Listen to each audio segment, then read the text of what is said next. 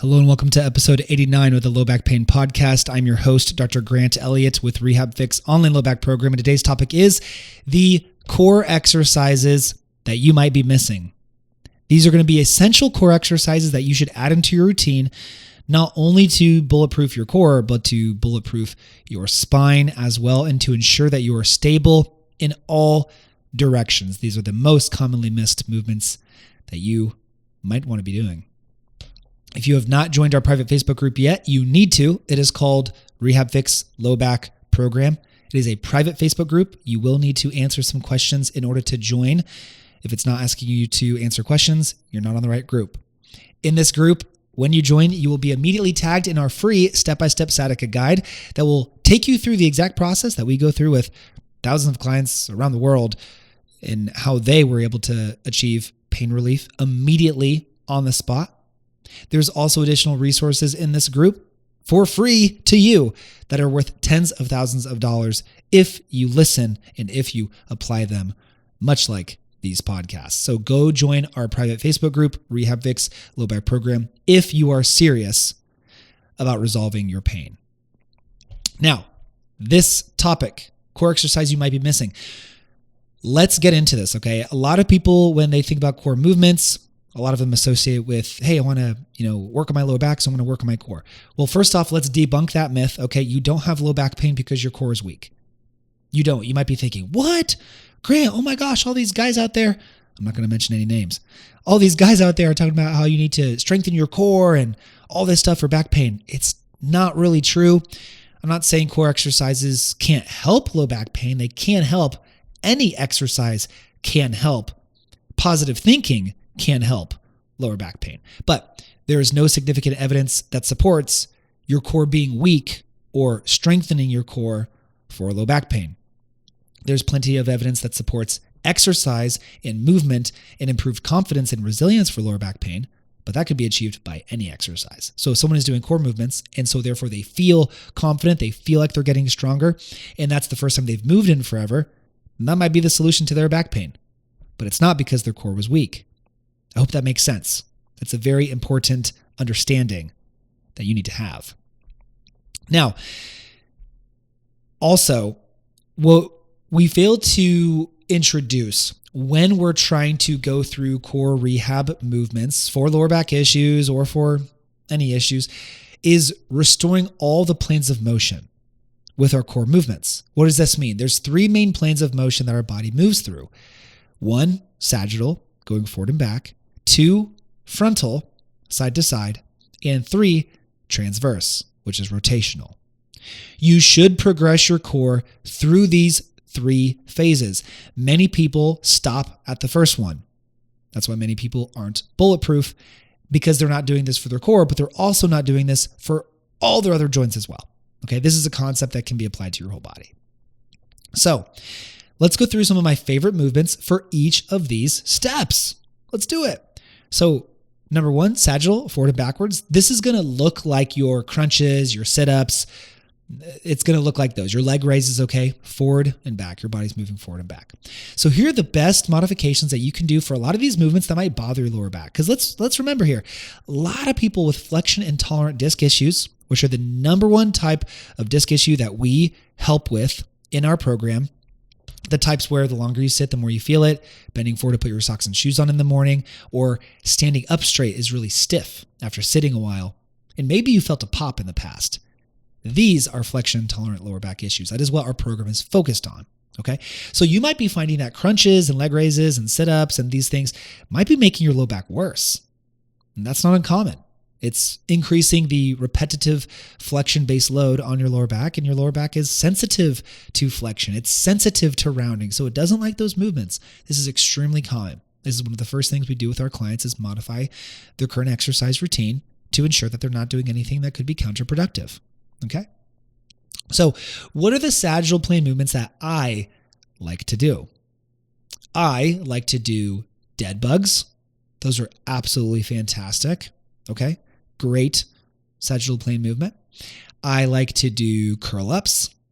Okay. Curl-ups, great movement to get some activation in there. Requires not a lot of movement of the spine. For some people, it will bother their neck. Focus on retracting that chin. That will help. But that is a great sagittal plane movement. Also, we can't forget just classic planks.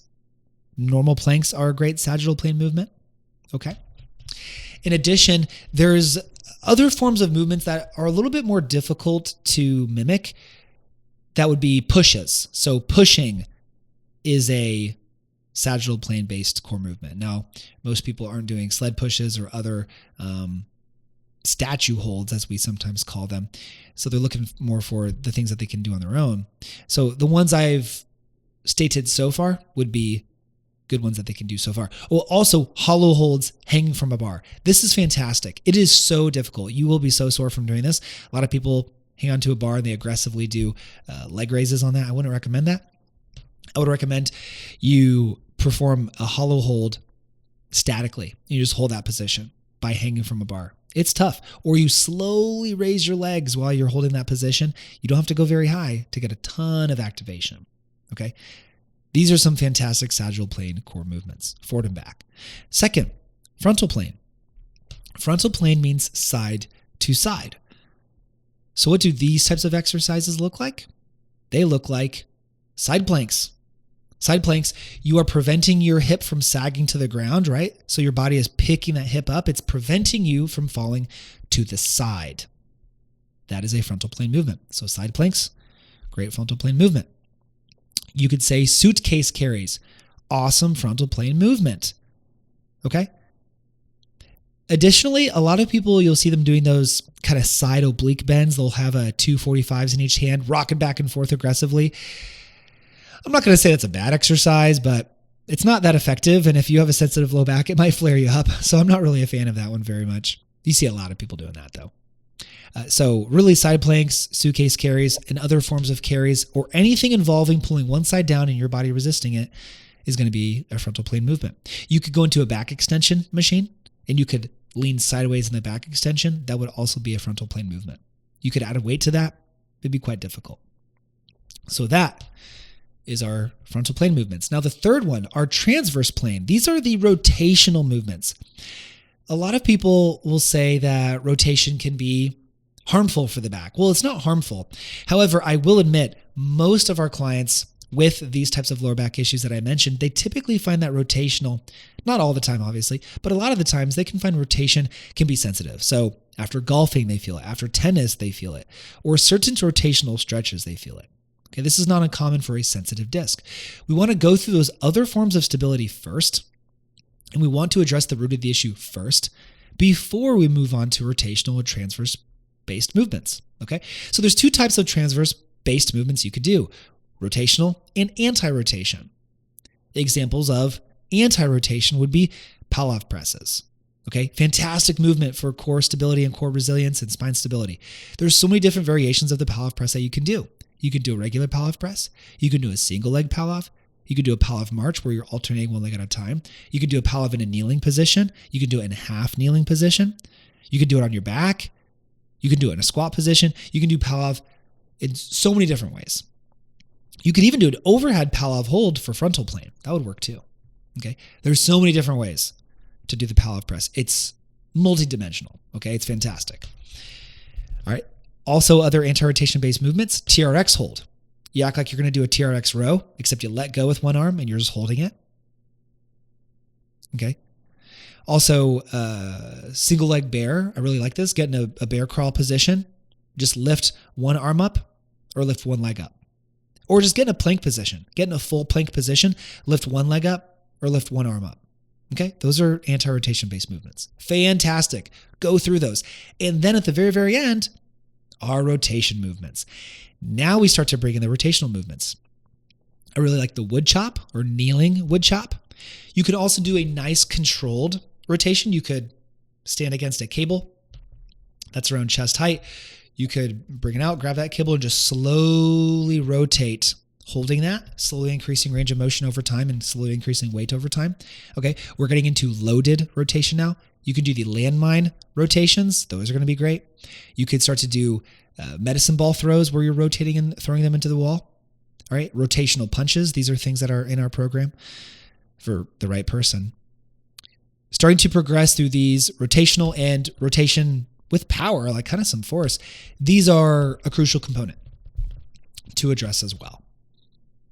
So that's the phase that I would go through to bulletproof someone's core.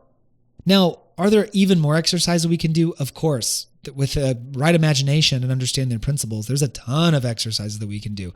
But those are the three main ranges of motion, or the three main planes, I should say, planes of motion, including two different ones with the last one, the transverse, rotation and anti-rotation. So really 4 main categories that you should be including in your core routine. Those are movements that you might be missing.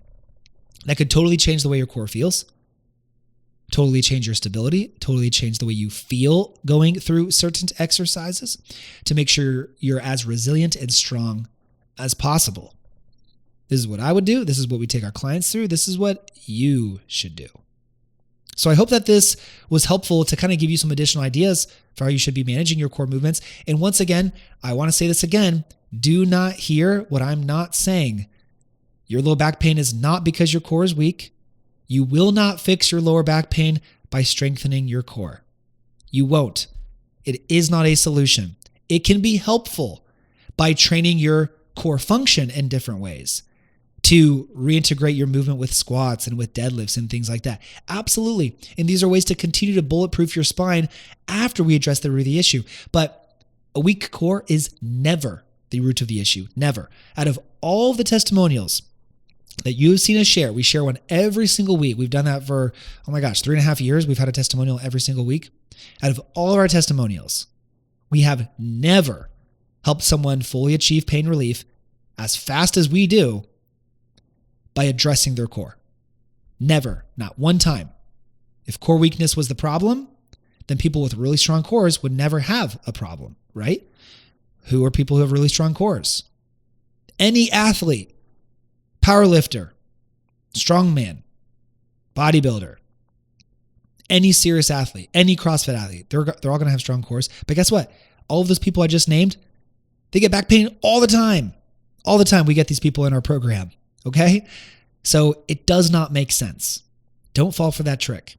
So many people go to the clinic and they're just told, it's because your core is weak. No, it is not. It can be helpful to address these things. It can be helpful to improve your overall function and performance and just optimal output, okay? But it's not the reason for your lower back pain. Don't get stuck trying to strengthen your core for 2 years before you realize you've wasted a bunch of time, okay? This is where a lot of our clients are, and I don't want you to be in that position. I want you to have an effective plan and actually have a solution. So this podcast was meant to give you some additional things that you might be missing to improve the function of your body, to improve the function of your spine, to improve the function of your core in ways that you can progress, feel better, feel stronger, and ultimately learn how you can make further advancements to fixing your low back. And hey, if you just want the answers for fixing your lower back and you would like help with that, well, that's exactly what we do. That's exactly what my coaching business does. That's what my program does, okay? We guide you through exactly how to resolve your lower back issue. The exact type of ones that I discussed previously in this podcast. So if you'd like our help, submit an application. I would be honored to meet you in our program, in our group of highly motivated individuals. I would love to see you in there, making progress, being committed to your health, being committed to your future. Because remember, you could make yourself 6 months from now really, really happy by committing to a serious program and by committing to a serious solution. If you don't, then you might be in the same place 6 months from now, and that might make your future self a little bit sad. So let's make your future self happy and excited for the future and get your quality of living back. Reach out for help, submit an application on our website. I will include a link in the show notes. We would be honored to help you and guide you through a concrete, pain-free solution. I look forward to meeting soon. And if you're watching on YouTube, please like, comment, and subscribe. If you're listening on your favorite podcast platform, please leave a 5-star rating and review. These ratings help. They help boost the podcast. It's a free way for you to contribute.